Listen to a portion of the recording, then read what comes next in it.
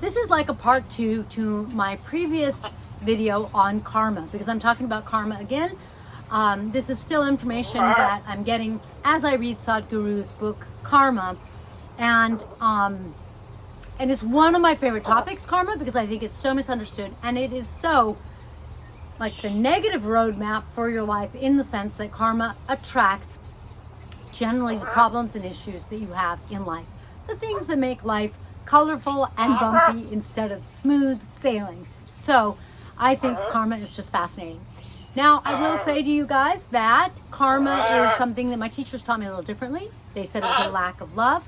Sadhguru says karma is mostly memory, and that it happens in your body, mind, and by mind, that's what he uses the word mind. I consider that your mental thinking ability and your emotional feeling ability and your energy. So he says karma exists in those 3, but I would count those as 4.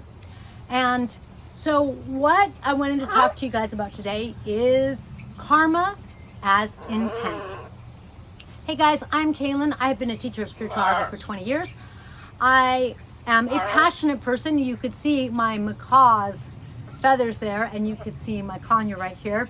Parrots are one of my passions. Spirituality is another one of my passions. I have taken people on journeys or retreats all over the world. One of my favorites was to Bali, or to sacred site pyramids down in Mexico. And I do advanced meditation workshops and some coaching, stuff like that, because I love helping people raise their energy and have a better, more karmatic free experience. So the way Sadhguru talks about karma makes perfect sense to me. He talks about the fact that karma isn't in what you do, it's in how you do it and with what motivation.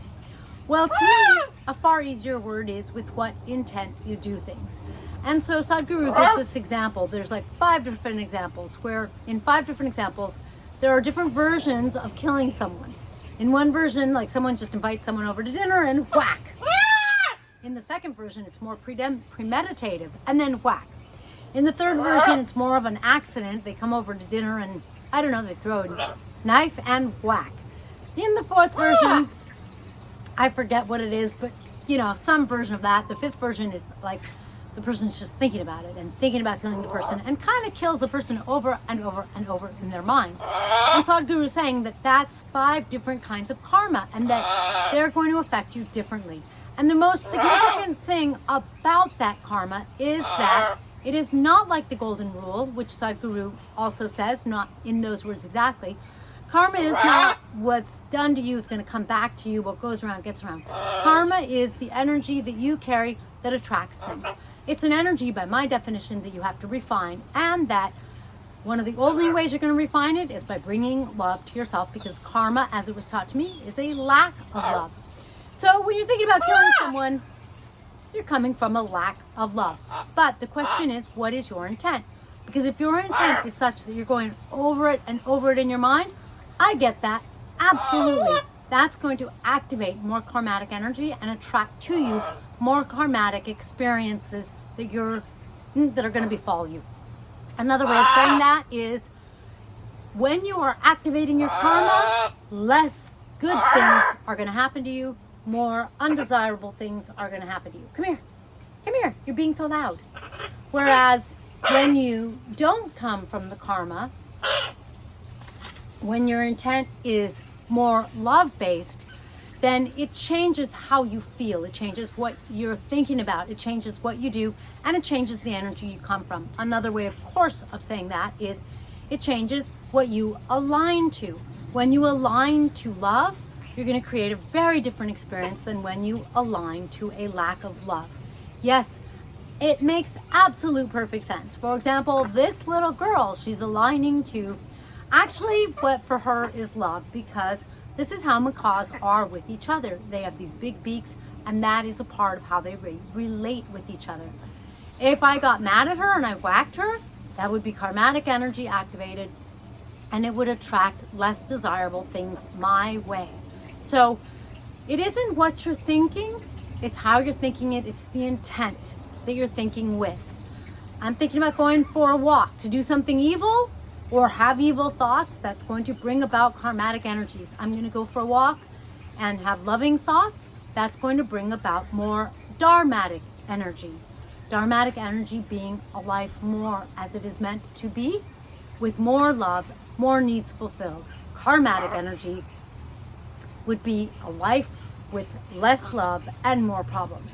I hope that helps shift your perception of how you feel, think, act, of course behave, that's in there, and the energy you activate, so that you understand that this trumps the law of attraction. More than the law of attraction, more than positive thoughts, it's your energy. Because that's one of the biggest problems people have. They try to have a positive thought. I love this bird even though she's mauling me, but energetically they're unhappy because they're having to block her off. That is going to still activate your karmatic energy, and that's going to trump the behavior that you're activating in your thoughts of love, in your actions of love. And so while you're trying to be positive and loving, you're going to be activating more of your karma. It's all about your energy, what you attract and what you experience.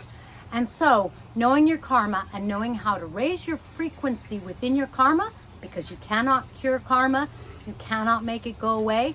Energies cannot be lost or broken or dispersed of. So instead you have to refine them. And so when you know your karma, you can do that. And when you don't know your karma, you end up stuck repeating the same patterned experiences. Sometimes the circumstances change, but you find that you end up having the same problems over and over, which will drive you crazy and add to your karma. So try to get out of your karma. How? Get in the flow. How? What's that?